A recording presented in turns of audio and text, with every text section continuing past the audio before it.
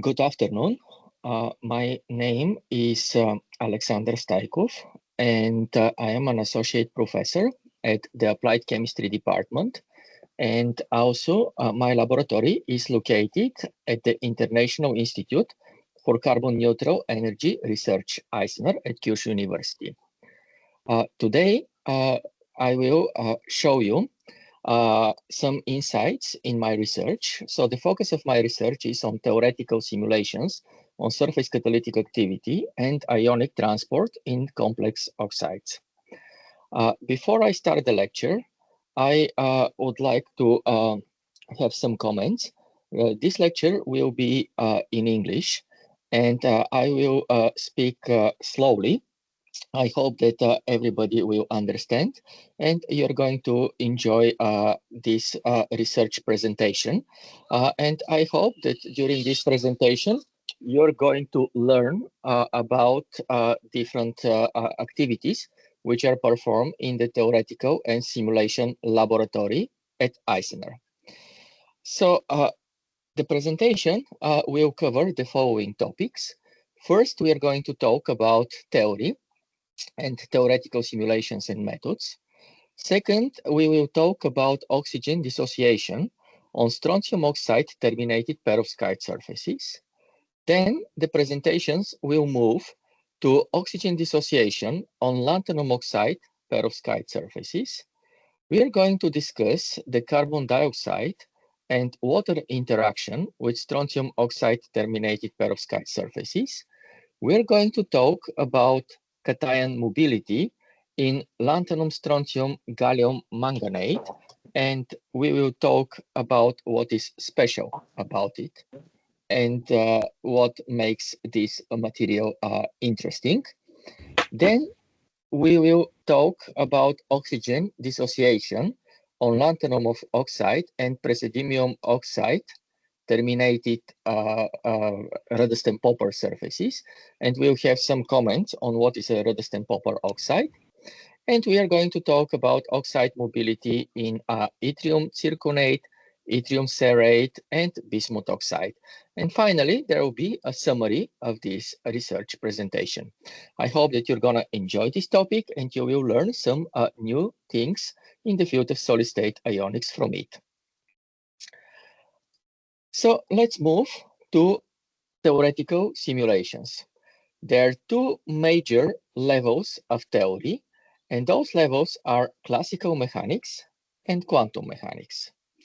Classical mechanics is a science from 19th century, and it is based on Newtonian equations of motions. As you know very well from your high school education, the Newtonian equation of motion takes into account the propagation in space of mass particle and its interaction with other particles through elastic collisions. Usually, the simulations which are based on quantum mechanics are very fast. They require very low computational cost. They can simulate very large systems of up to 100,000 atoms, and they can take into account the environment like temperature, pressure, and others. However, many important parameters which are used in the simulations based on classical mechanics are taken from the experiment. Now, this is a very big problem because if we take a lot of data from the experiment and we use this data in our simulation, there is a danger if the experiment for some reason was wrong, inaccurate, or misleading, then the theory will not be able to discover it. In the beginning of 20th century, quantum mechanics was developed. Quantum mechanics is based on a completely new concept where particles are coupled with waves, and we have a dualistic character of particles and waves. In quantum mechanics simulations, all important values and variables are being calculated from the theory. The calculations are completely independent from the experiment. All interactions are being taken into account. The calculations are very accurate, And if the experiment is wrong or misleading, the theory will be able to discover that.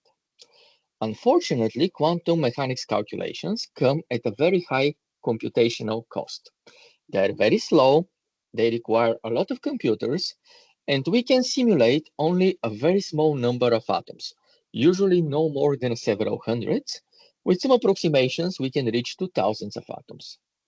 Also, the simulations are performed in a completely frozen world without any temperature and pressure.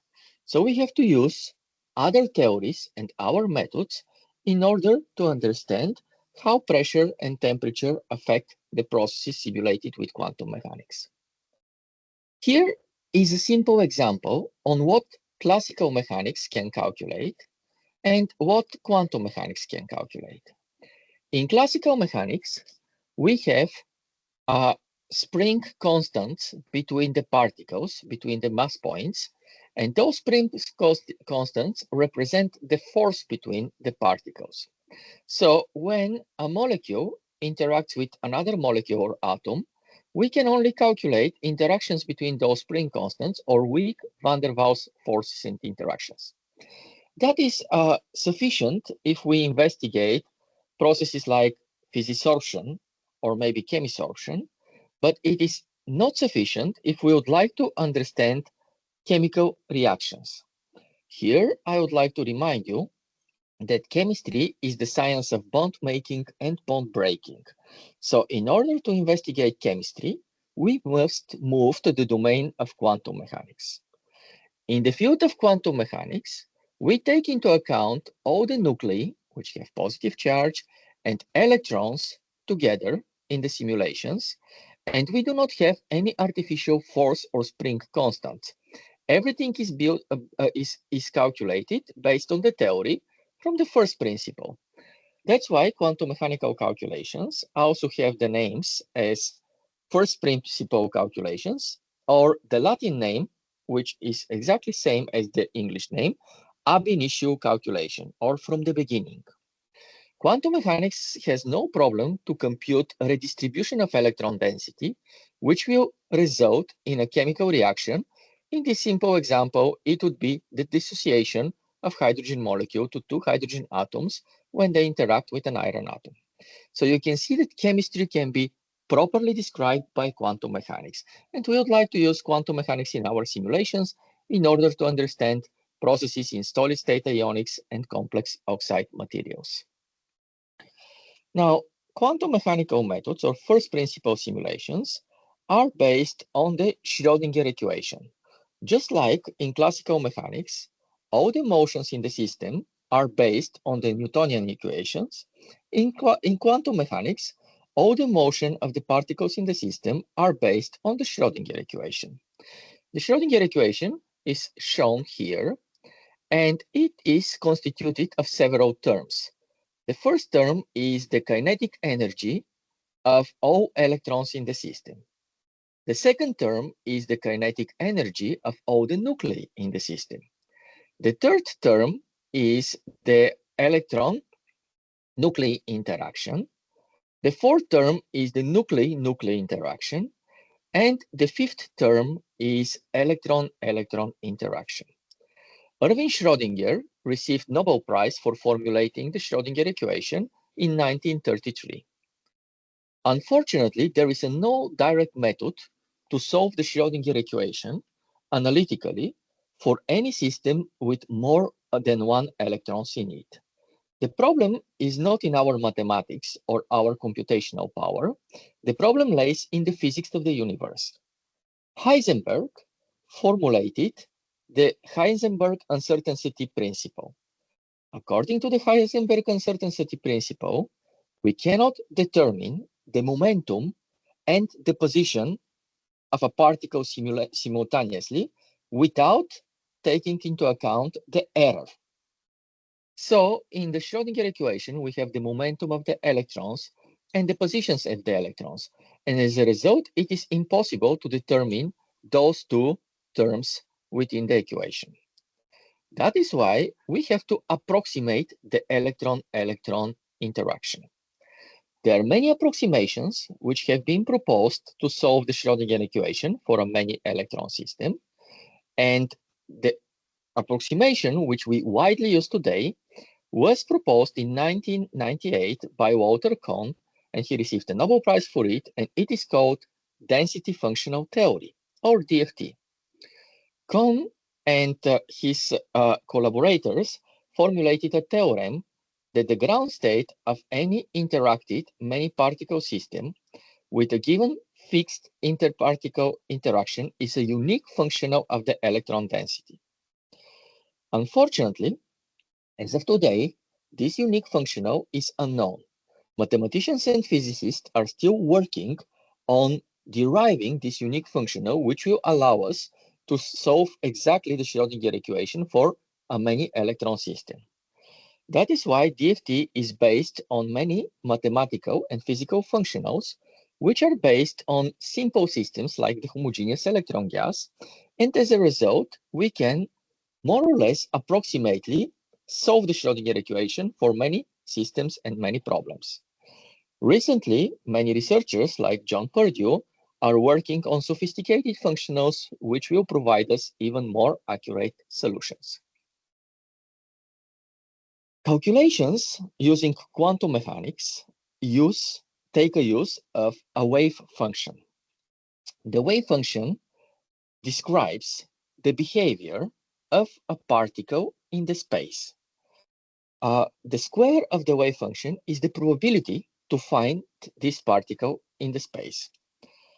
From the fields of chemistry and physics, different types of wave functions were proposed to be used in the Schrödinger equation in order to solve it and to obtain the properties of the particles. The physicists proposed plane wave basis sets. Plane waves are periodic functions which propagate infinitely in space, and simplest examples of plane waves are the sine and the cosine mathematical functions. When we include a lot of plane waves and we mix them together, we can obtain very accurate solutions for the particles and for the Schrödinger equations. Unfortunately, the plane wave method is very slow and demands a lot of computational resources. We use many softwares like VASP and Quantum Espresso, which are based on the plane wave method. In the world of chemistry, chemists proposed atomic orbitals and linear combination of atomic orbitals as a possible wave function which should be used in the many electron Schrödinger equation. Those methods are very fast and demand less computational power.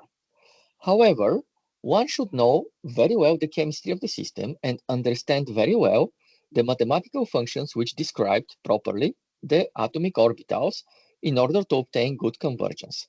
So better knowledge and expertise is necessary when we deal with linear combination of atomic orbitals.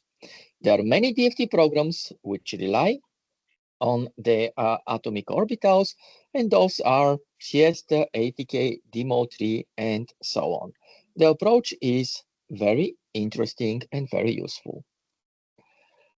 In this slide, I just demonstrate to you what is the software programming loop as a block diagram, which we use in any density functional program or density functional software.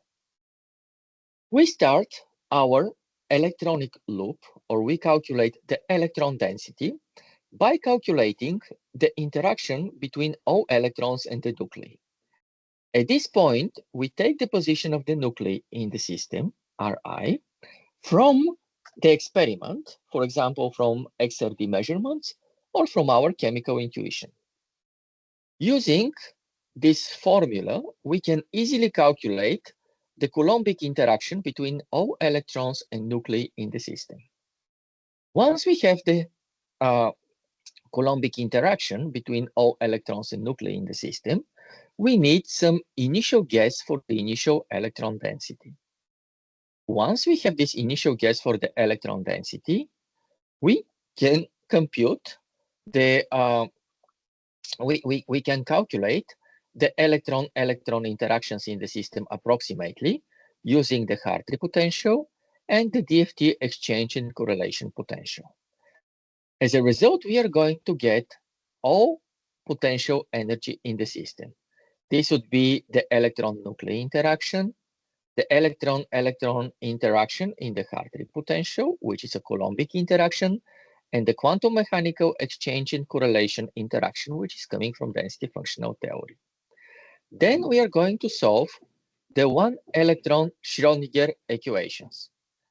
When we solve the one-electron Schrödinger equations, we are going to discover the proper wave functions of the system.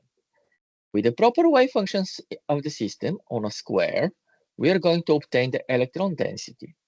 Then we are going to compare this electron density with the initial electron density with which we started the calculation.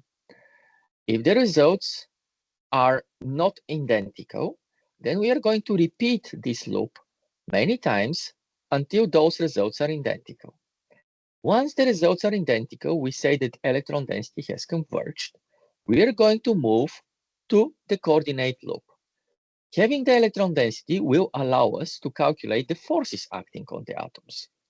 The forces which are acting on the atoms will tell us what kind of displacement of the atoms we have to perform in the system in order to optimize those forces. Once we perform the displacement, we are going to see if we have the positions of the atoms same as before the calculations or not. If the positions are different or very different, we are going to calculate again the electron density, repeat the calculation, and we are going to do this until we converge all the positions of the atoms to a perfect geometry optimization, and we have perfect electron density calculation around it. You can see that those algorithms, those mathematical algorithms, require a lot of repetitive computational power, a lot of repetitive computational resources. We are, however, lucky that quantum mechanics contributed one important field of material science, which is the semiconductor physics. The semiconductor physics helped us to prepare faster and faster computers. And with those faster and faster computers, we could perform faster and faster quantum mechanical calculations. So it is a convergence where theoretical science helps the experiment, and as a result, experiment helps theoretical science. So we are able to get always bigger and bigger systems thanks to the faster and faster computers which we have. Now, what exactly do we want to calculate? What are we looking for? Usually, you all have seen this diagram, which represents a chemical reaction. We have one minimum, which is called reactant, another minimum, which is called a product, and then you have a mountain in between, which is the activation energy. This is the lowest energy path between two minima. If you look at the two-dimensional surface, you will actually realize that this point B is not a maximum, but it is a saddle point. It is a minimum in all directions of space and maximum only in one direction of space. Now, finding the geometry B is a very difficult task. This geometry is called transition state. Usually, there are no straightforward mathematical algorithms which can provide us optimization of a saddle point. So we have to perform some of the algorithms which are listed below, and I will tell you more about them. Once we get this activation energy, we can fill it in the Arrhenius equation. In the Arrhenius equation, we have the activation energy, gas constant, temperature. They are on a power over an exponent. We have a pre-exponential factor, and then we can calculate the reaction rate. Reaction rate is something which experimentalists can measure, and as a result, we can obtain theoretical data for experimental reactions. We can compare them with experimentalists, and we can model their reactions and help them to perform their reactions better. One of the ways to obtain the geometry of B is a local Newtonian optimizations, taking into account the Newtonian equations of motions close to the geometry of the transition state. It requires very good approximate guess of the transition state geometry. And this usually requires very good knowledge in chemistry and very good chemical intuition. The calculations is very slow and very accurate, and usually very difficult to obtain. Another way to obtain the transition state is potential energy surface scan or partial optimization. We take the pathway between A and C and we split it on many points on the way where we have a small change in the molecule along the desired reaction. To do that, we have to know the reactant and product geometries. This calculation is very fast and very simple, but unfortunately, it's not very accurate. The third method, which is used a lot recently in the field of heterogeneous catalysis, is called notched elastic band. The notched elastic band is a more sophisticated method based on the potential energy surface scan. In a similar way, it requires the reactant and product geometries. The convergence is rather slow and difficult, and in the next slide, I will explain you the method and the theory. However, the calculations are very accurate, and the accuracy can be comparable with local Newtonian optimization. Another thing which we can calculate is the diffusion coefficient. Diffusion coefficient is very similar to a transition state, and it tells us how fast one atom diffuses through a crystal lattice. It is very important in the field of solid-state ionics and solid-state physics, also in the semiconductor physics.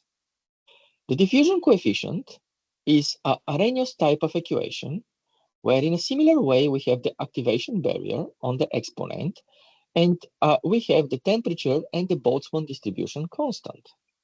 We have a complex pre-exponential factor, which consists of the possible numbers of jumps of the atom, which is diffusing through the crystal lattice, the dimensionality of the lattice. It can be three-dimensional if it's a crystal, or it can be two-dimensional if it is a surface or thin film, the length of the jump, and then something which is called attempt frequency, and which is all vibrations in the ground state and in the excited state.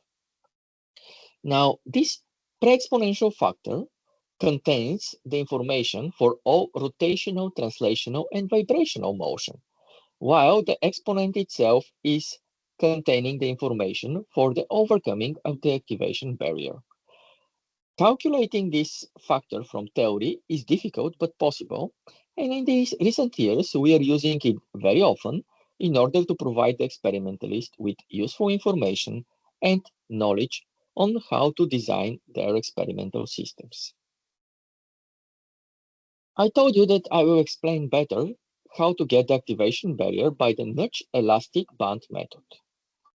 In the potential energy surface scan method, we have a direct pathway between the reactant and the product. However, this direct pathway might not be the one with the lowest energy. It is just the direct path.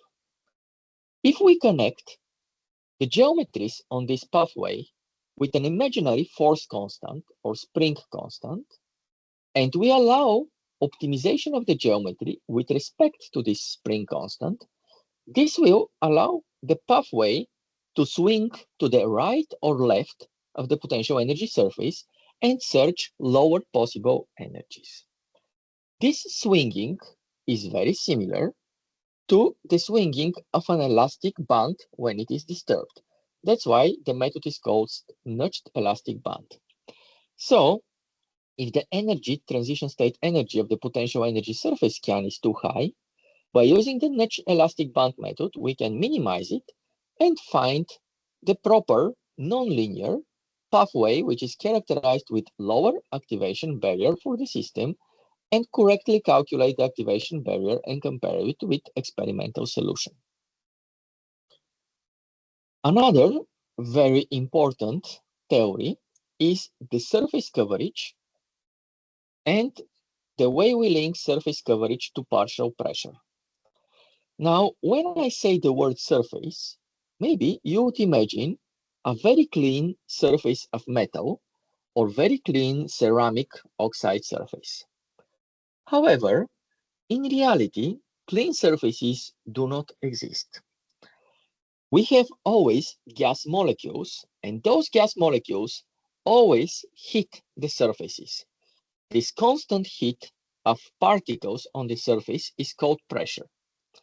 When the gas molecules hit the surface, some molecules stick on the surface and stay there. So usually the surfaces are well covered by gas molecules. Just an example, if you take a piece of clean iron, which you cleave and it's absolutely clean, and you are at the International Space Station in space, where there is no significant atmosphere, and you expose this clean iron outside of the International Space Station, in 20 minutes, it will be completely oxidized. So even in space, far above the Earth, there are enough gas molecules and enough pressure to completely cover the surface with an oxide layer. So we have to develop theories which properly explain the surface coverage. One such theory is the Langmuir adsorption isotherm. The Langmuir adsorption isotherm is given with this equation where the Greek letter of theta stays for surface sites occupied by A. A is a gas molecule. We have adsorption and desorption equilibrium constant. We have the partial pressure of A, and it is divided on 1 plus the same expression. Sometimes in the gas, we have two components. For example, we have the molecule A and we have the molecule B. Those two molecules compete for surface sites, and the probability of those two molecules to cover the surface depend on the equilibrium constant of adsorption and desorption of A multiplied by the partial pressure of A divided by this term, which now includes the equilibrium constant of B and the partial pressure of B. We have very similar equation for the surface sites occupied by B. So this kind of adsorption is called competitive adsorption. So we can see, depending on the pressure and the equilibrium constants, what kind of species we can have on the surface. For example, in the atmosphere, we have oxygen and nitrogen. However, on the surface, most probably we are going to have mainly oxygen, not nitrogen. And the reason is that the equilibrium constant for oxygen adsorption is much greater compared to nitrogen adsorption. Finally, we can have dissociative adsorption. If we have a hydrogen molecule and it adsorbs on a surface, most probably this hydrogen molecule will dissociate to two atoms, and it will occupy two sites on the surface. As a result, within the Langmuir equation, we are going to have a square root. The square root will actually provide us information for the number of occupied sites by a single gas phase molecule. Now I would like to move further and talk about perovskite materials. The perovskite crystal itself is called the perovskite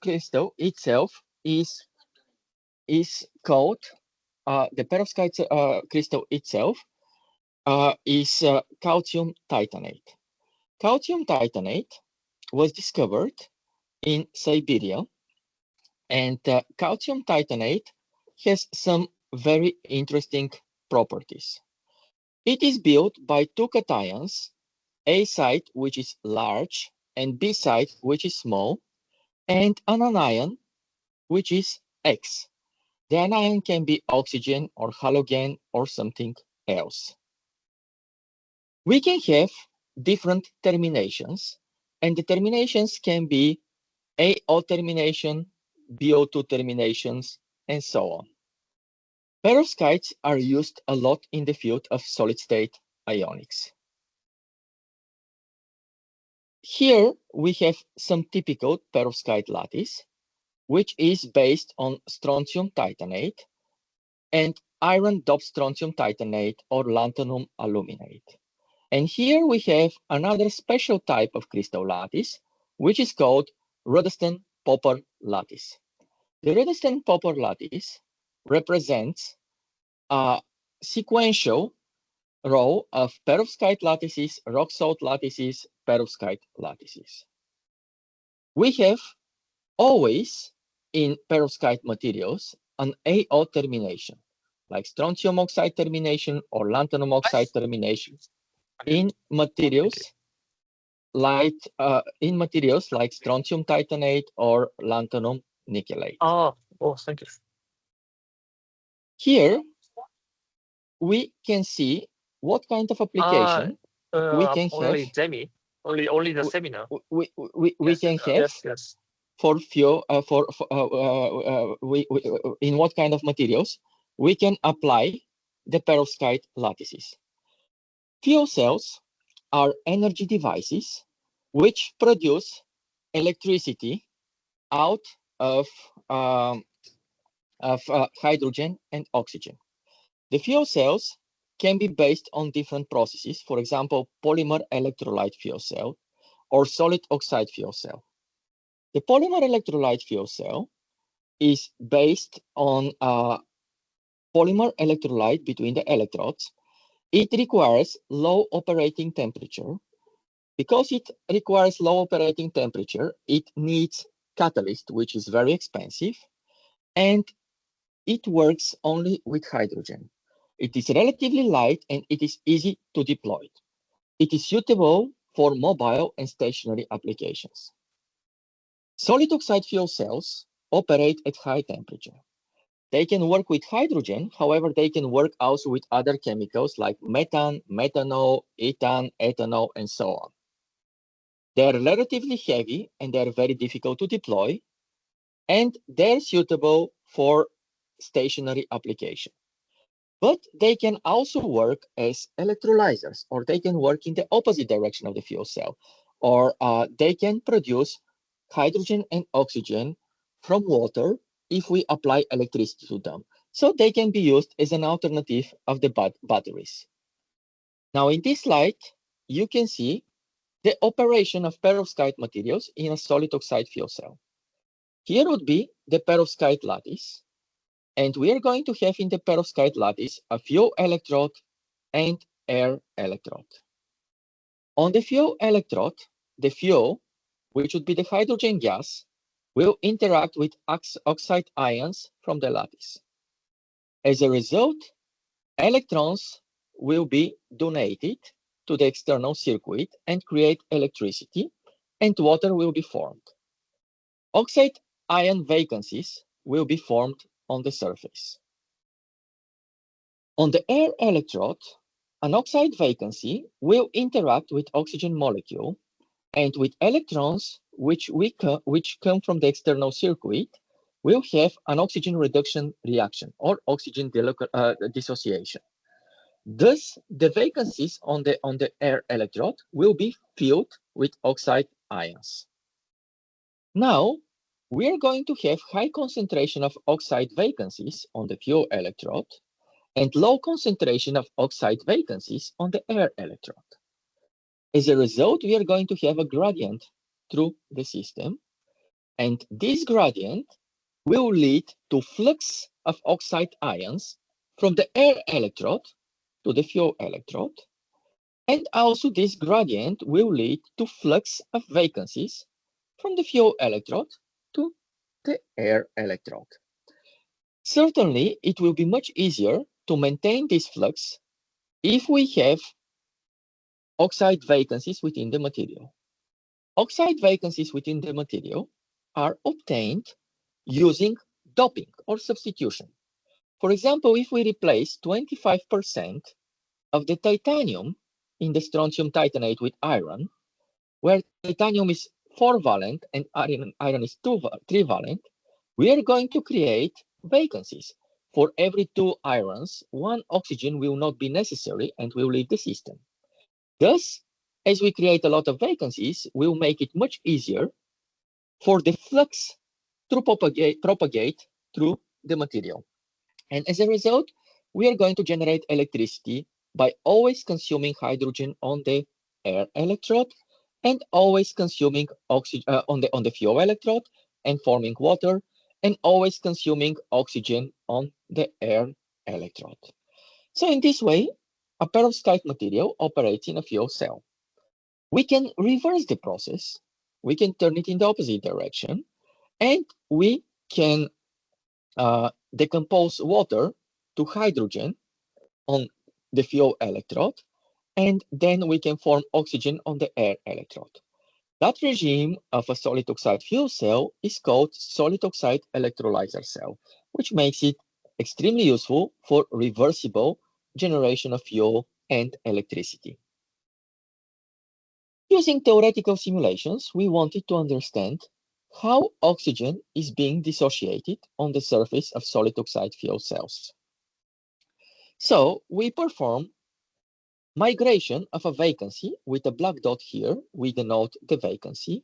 We perform migration of the vacancy between the surface and the subsurface layers, up and down, and we calculate the energy barrier for this migration.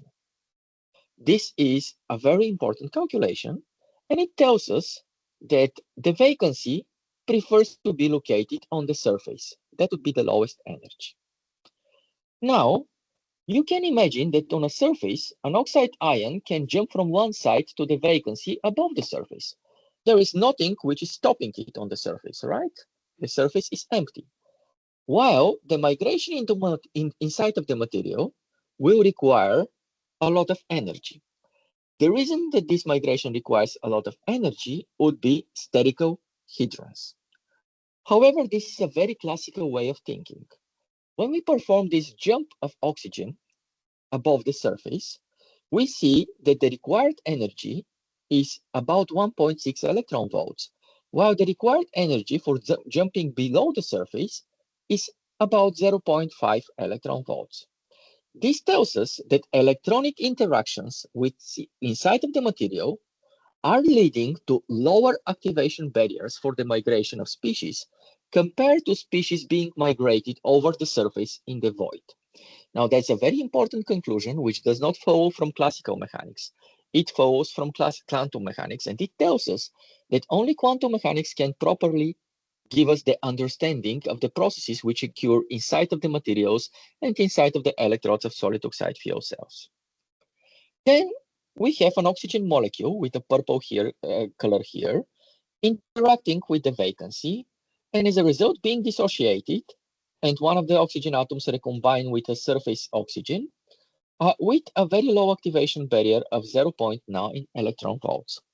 This is quite consistent with the experiment, and this tells us that oxide vacancies on the surface are actually the active site for oxygen dissociation reaction.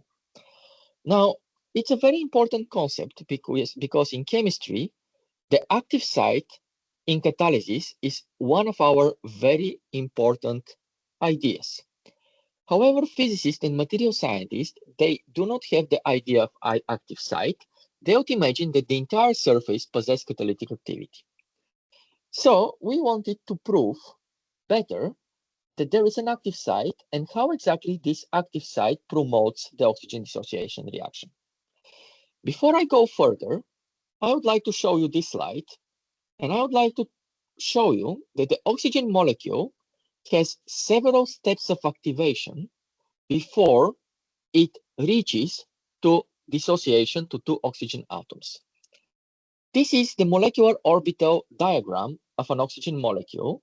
On the both sides, we have two oxygen atoms, and we can see that the highest occupied orbitals are degenerated, and we know that oxygen is a magnetic triplet molecule, and those two orbitals are antibonding. So if we would like to break the oxygen-oxygen bond, we cannot achieve it with removing electrons from oxygen. Besides that, oxygen is very electronegative, so it's very difficult to find something capable to remove electrons from oxygen. But even if there were something, we are not going to break the oxygen-oxygen bond by removing electrons. If I remove this electron, I will remove it from an antibonding orbital, and as a result, I will have the bond between the two oxygen atoms even stronger. The only way I can break the bond between two oxygen atoms is by providing electrons to the oxygen molecule. If I provide one electron to the oxygen molecule, I will double occupy one of these pi star antibonding orbitals. So it is an antibonding orbital. I will occupy it with two electrons, and as a result, the distance between the two oxygen atoms will increase. Now I'm going to have, instead of the triplet oxygen molecule, a radical, and it is anion radical. This anion radical with extended oxygen-oxygen bond is called superoxo species. The superoxo species, or the superoxo state of oxygen, is very oxidative, very active, and it is used widely in the field of chemistry as a very severe oxidant. Now, if I add two electrons, then they will occupy the both antibonding degenerated pi star orbitals. As a result, the two orbitals which are antibonding have been completely occupied. The distance between the two oxygen atoms will further extend. So we are going to have very large distance, and the next step will be dissociation. This is O22 minus, and it is called peroxo state or peroxo species. The peroxo state or peroxo species is a mild oxidant. The superoxo state or superoxo species is a very active oxidant. So it is a mild oxidant, and it is very often used in the precise chemical synthesis.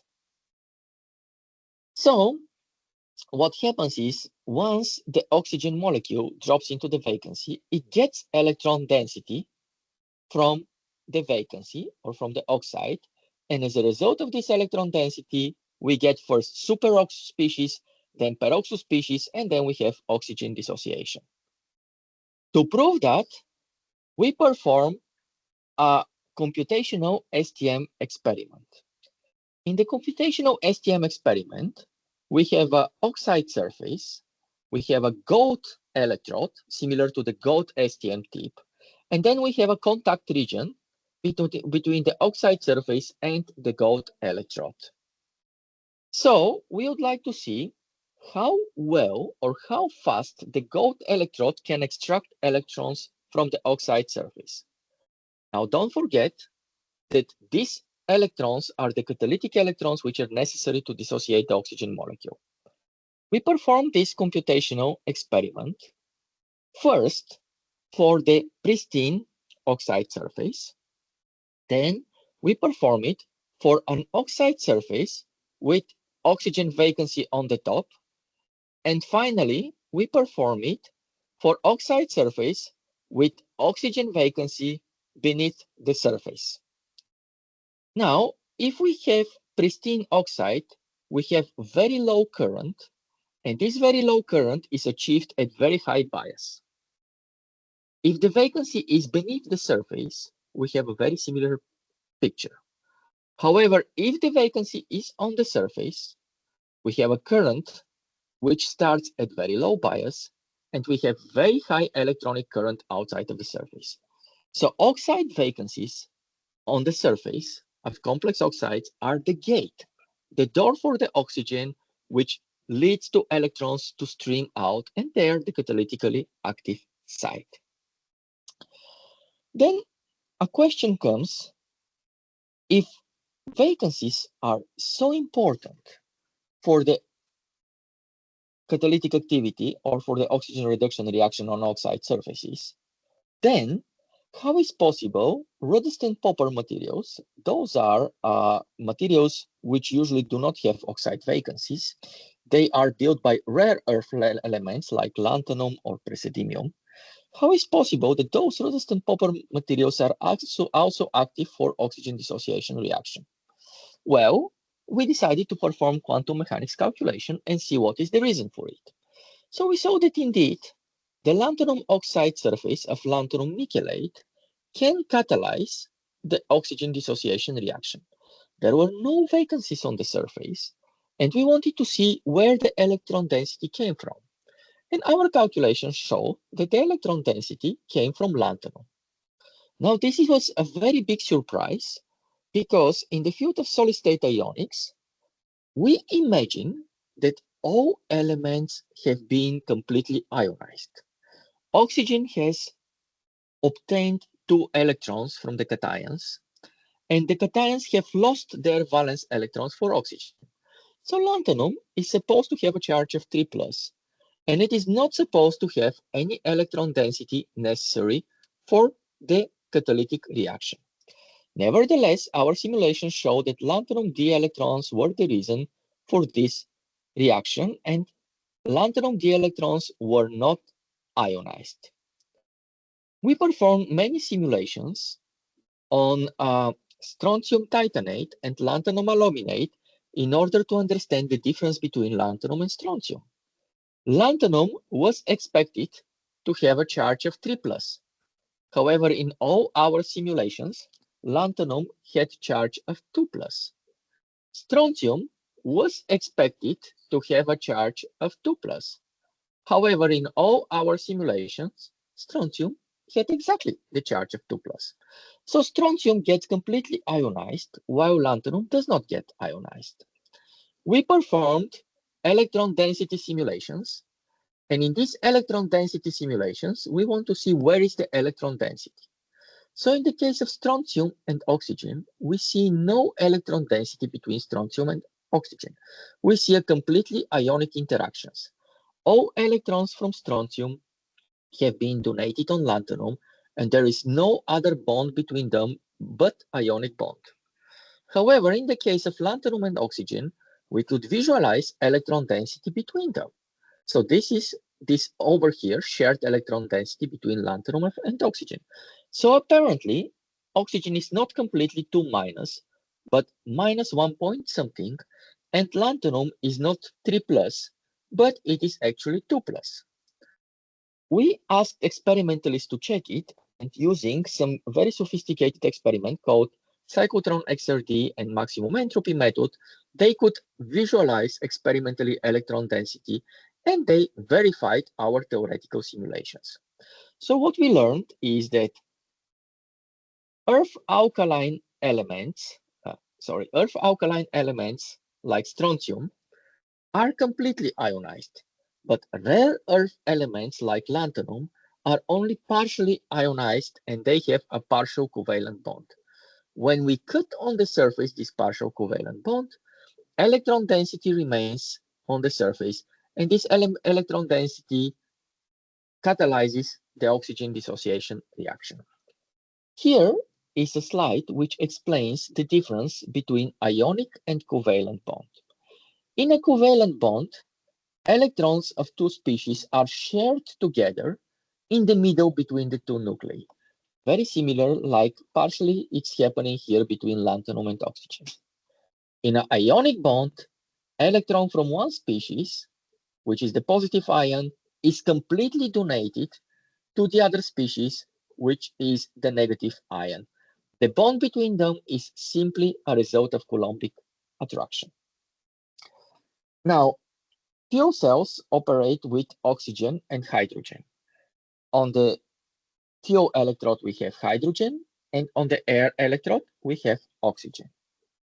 However, oxygen itself is very expensive gas.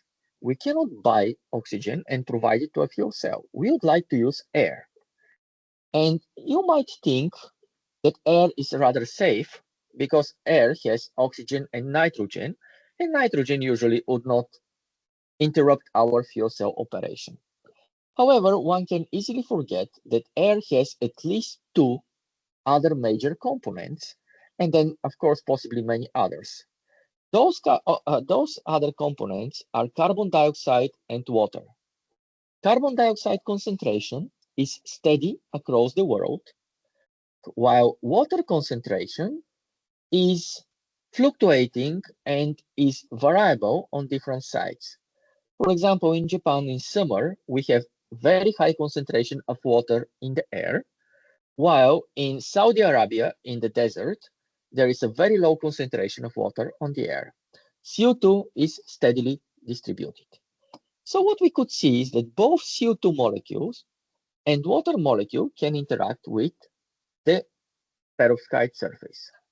The CO2 molecule is forming carbonate. Carbonate is CO3 2 minus. The carbonate seals the surface, blocks it, and stops the oxygen reduction reaction. So it is a very bad thing for solid oxide fuel cells. On the other hand, water forms hydroxide on the surface, and the hydroxide on the surface is innocent or has very little effect on the oxygen dissociation reaction. Both processes are without activation barrier. So from the point of view of thermodynamics, they are spontaneous processes. However, what we discovered is that if on the surface we have pre-adsorbed water, then this pre-adsorbed water will block the interaction of CO2 with the surface, and as a result will protect the surface from carbonate formation by inducing activation barrier between the gas phase CO2 and the carbonate on the surface. This activation barrier will slow the carbonization of the surface, and as a result will extend the life of the electrode of our fuel cell. We performed experiments which prove it. So in case of dry CO2, we could see the formation of carbonate, but in the case of wet CO2, we could not see the formation of the carbonate using infrared spectroscopy. And by changing the temperature, we could reproduce the activation barrier in the infrared spectroscopy. So in this way, theory and experiment work together to prove a concept. So if we humidify the air in our fuel cells, we are going to extend significantly the durability and the performance of our fuel cell devices. We could use the Langmuir adsorption theory to actually compute the carbonate formation on the surface and the hydroxide formation on the surface for different water concentration in air. In normal condition, we will have at low temperature the surface using those equations. We will have at low temperature mainly hydroxide on the surface. As we rise the temperature, the hydroxide will be gradually replaced by carbonate. And at operating temperature of solid oxide fuel cell, the surface will be completely covered with carbonate, and only a very few active sites, which are oxide or hydroxide, will be available for the reaction. If we have dry conditions with very low water concentration in the air, then we are going to lose the hydroxide at very low temperature, and the surface will be almost completely covered by carbonate. So as a result, our electrode in the solid oxide fuel cell will operate very poorly. However, if we have a very high humidity air, the hydroxide will protect the surface, that would be the blue line, from the carbonate up to very high temperatures. The carbonate will appear much later, and it will never cover a significant part of the surface. And then at higher temperatures, we are going to have the oxide formation. So you see how by introducing one molecule to the gas and taking advantage of our knowledge of surface coverage, we can actually improve and enhance the performance and durability of our solid oxide fuel cells. We wanted to see if lanthanum, which was so important for the oxygen reduction reaction on the surface, is also important for the ionic motion inside of the material. Don't forget that in order for the fuel cell to operate, we need vacancy flux towards the air electrode and oxide ion flux towards the fuel electrode. So if we have a material which is lanthanum, strontium, gallium, magnesium, where lanthanum and strontium are on A side and gallium and magnesium are on a B side, and we would like to calculate the possible jumps of oxygen in this material, we have several choices. The oxygen can jump only through lanthanum pathways. The oxygen can jump through mixed lanthanum and strontium pathways, or the oxygen can jump through strontium pathways. Now we can see that the activation barrier for oxygen jumping through lanthanum pathways is significantly smaller than activation barrier from oxygen jumping through strontium pathways. and moderately smaller through lanthanum-strontium pathways. So apparently lanthanum is very important to transport oxygen into the materials, and lanthanum is providing the electron density and giving a hand to the oxygen to jump from one side to another, while strontium, in its strong ionicity, will have no effect and we will just block the way for the oxygen diffusion. We wanted to see another thing, which would be the lanthanum and strontium migration themselves. If the cations in a perovskite lattice migrate, this is very bad for our electrode. So we are going to have degradation of the electrode. So usually we know from the experiment that strontium appears on the surface of fuel cell electrodes and blocks the performance. This is called strontium poisoning or strontium segregation. We want to compare the probability of lanthanum and strontium to jump from one side to another. In the case of lanthanum, we have significantly higher activation barrier compared to the strontium. How do we understand this activation barrier? Well, lanthanum and strontium, both from our calculations, should have a charge of 2+. Moving a charge of 2+, in case of lanthanum and strontium, is exactly the same from one side to another. We have exactly the same Coulombic force. However, lanthanum has one additional electron which binds with oxygens in the lattice. So to move lanthanum, it's not enough to just move the Coulombic charge from one place to another. We actually have to cut those oxygen lanthanum bonds, cleave them, break them, so that lanthanum can get free and jump. So we can see that the material which is based on lanthanum would be much more durable compared to material which is based on strontium. Finally, we would like to see how the B-sides, the transition metals, migrate in the lattice. Now they require very high activation barrier. What is very interesting is that a migration of a B-side will occur from center of one octahedra to another octahedra. Between the two B-sides, unlike in the case of oxygen migration or A-side migration, between the two B-sides, we have an oxygen. So the only way for the B-side to migrate is to have this curved trajectory. So many people were theorizing based on classical mechanics that if we remove this oxygen in between, we have an oxide vacancy in between, then the migration will occur in straight trajectory and will have a very low activation barrier. So we performed those simulations for a calculation without oxide ion in the middle, and we obtained again this curved trajectory. Now that was very surprising, but what was even more surprising is that without the vacancy, when we have the oxide ion in between, the activation barrier is lower compared to when we have the vacancy there. And again, we could explain this very well, that in the transition state, the B-side ion needs a lot of oxygen around to give it hands, to make bonds with it and stabilize it in order to assist the jump from one side to another. So what you should remember is that the migration of ions in a crystal lattice is not just a migration of bows. It is actually migration of species which have dynamically bonds to the crystal lattice. The more bonds they have, the lower would be the activation barrier in the jump. So classical mechanics and quantum mechanics have discrepancies here, and quantum mechanics can provide much better understanding for ionic migration in those materials. All right, so we figured out already that lanthanum on the surface possess very good catalytic activity, and we wanted to see, is there something else with which we can replace lanthanum on the surface in order to get better catalytic activity for oxygen dissociation reaction? Experimentalists hinted that praseodymium on the place of lanthanum should be much more active, so we wanted to understand why. We calculated the energy levels of lanthanum and praseodymium on the surface.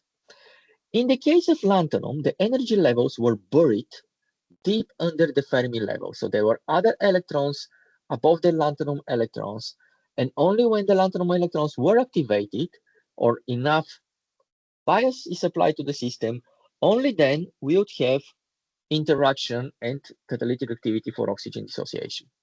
However, because the praseodymium is a F element with F orbitals, which are situated at the Fermi level, those F orbitals and the electron density in these F orbitals is readily available for the catalytic reaction. It is just on the Fermi level. So whenever oxygen interacts with praseodymium immediately provides electron density to the material. Now, those rhodostone-copper oxides are very well known that they can get some oxide ions, which are interstitial oxide ions in the rock salt layer. We wanted to see if we have those oxide ions there, we know that they will create electronic holes. Where would be the holes? And in the case of praseodymium nickelate, we could see that the holes are located on the praseodymium species. While in the case of lanthanum nickelate, the holes were located in the nickel oxide species. So we could see that there might be very different electronic conductance in the praseodymium nickelate and lanthanum nickelate. And based on those analyses, we could conclude that lanthanum nickelate would be better electronic conductor compared to praseodymium nickelate. Now, it was also very interesting and important for us to understand when the subsurface layer contains this interstitial oxygen, what is going to happen with the chemical reaction? So we performed oxygen dissociation on praseodymium nickelate, and then we performed oxygen dissociation on praseodymium nickelate with this purple over here, subsurface, under the surface, interstitial oxide ion. What we could see is that the reaction energetics is very similar. We have quite similar activation barriers. However, the reaction turned from slightly endothermic to a severely endothermic reaction as the interstitial oxygen was induced. Now, those interstitial oxygens result inside of the lattice. After oxygen molecules being dissociated, they enter and they occupy inside those interstitial sites. For many years, scientists were wondering why we have only partially occupied interstitial layer. Why not completely occupied interstitial layer with interstitial oxygens? Well, that's what we think is the reason. At first, the reaction is going reasonably fast and reasonably thermodynamically active when we have no oxide ions in the interstitial layer. However, once the interstitial layer is partially occupied with oxide ions, the reaction becomes endothermic and it is thermodynamically unfavorable.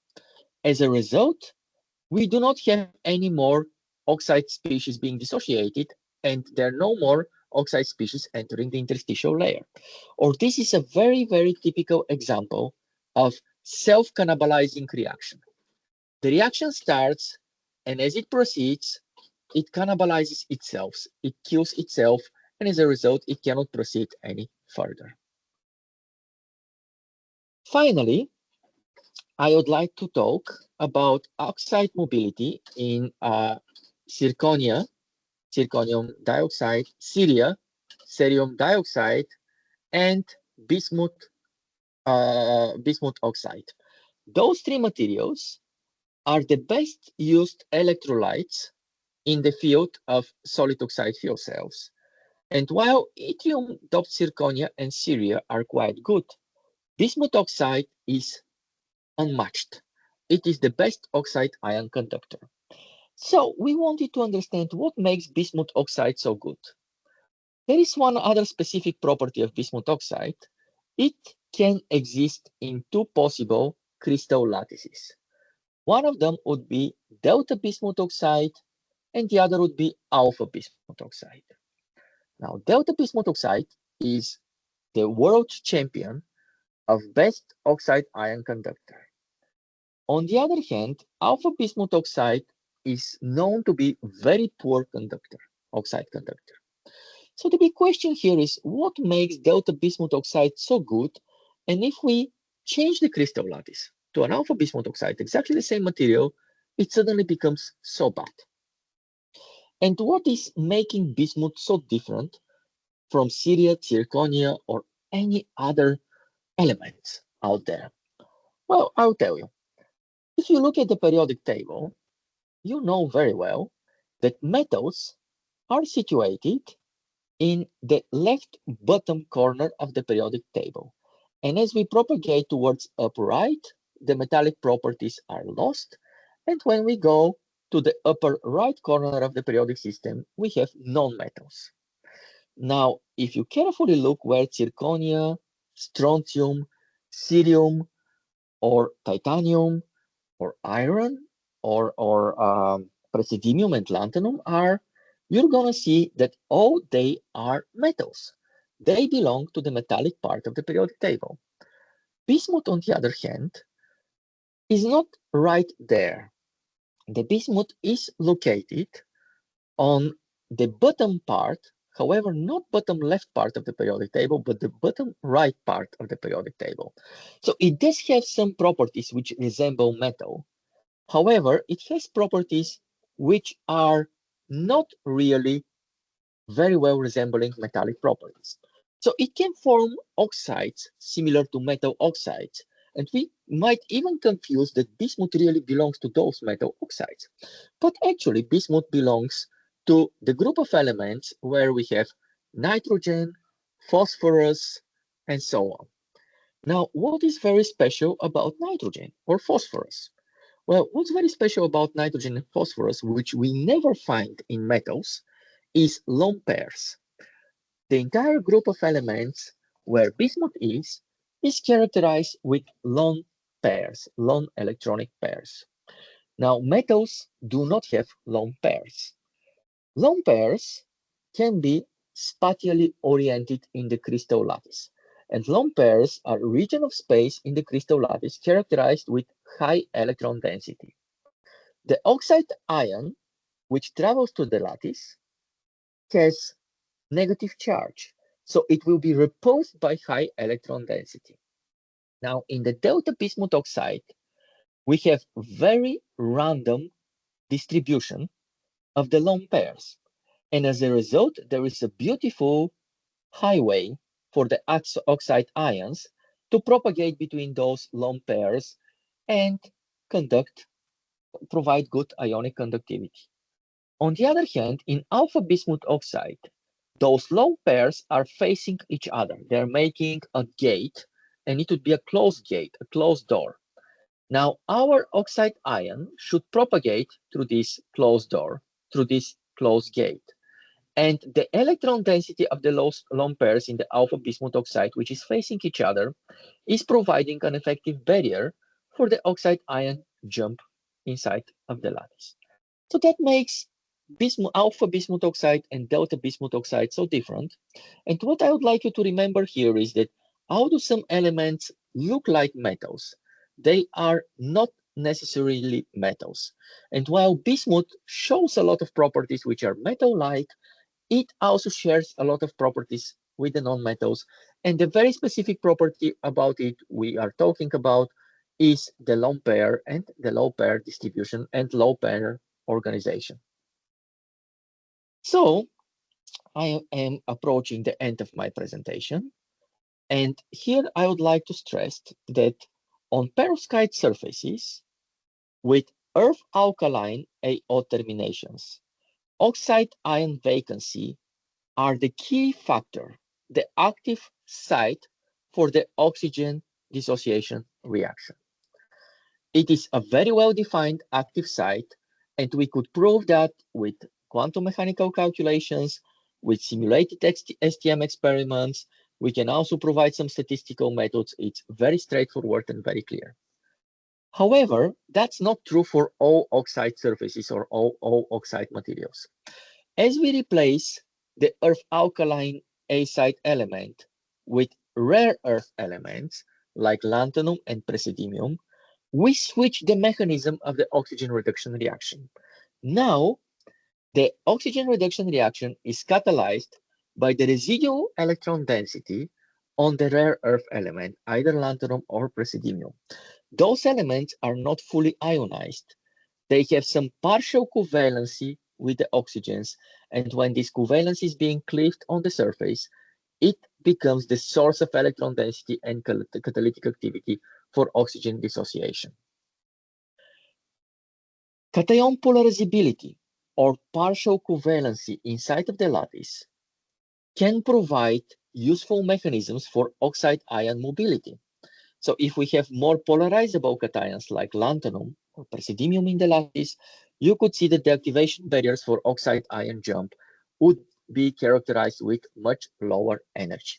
It's very important, so we would like to build perovskites which are usually based on those rare earth elements.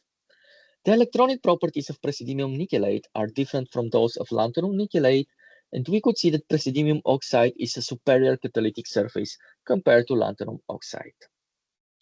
For the both materials, praseodymium nickelate and lanthanum nickelate, we found a self-cannibalizing reaction.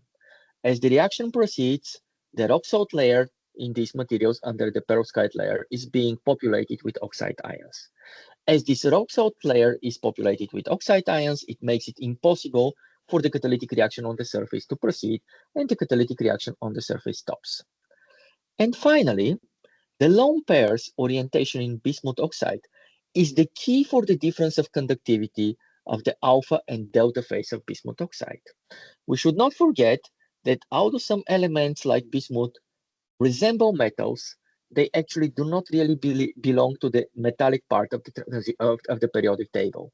They are called post-transition metal elements, and they share a lot of properties with the nonmetals. One of those properties is lone pairs.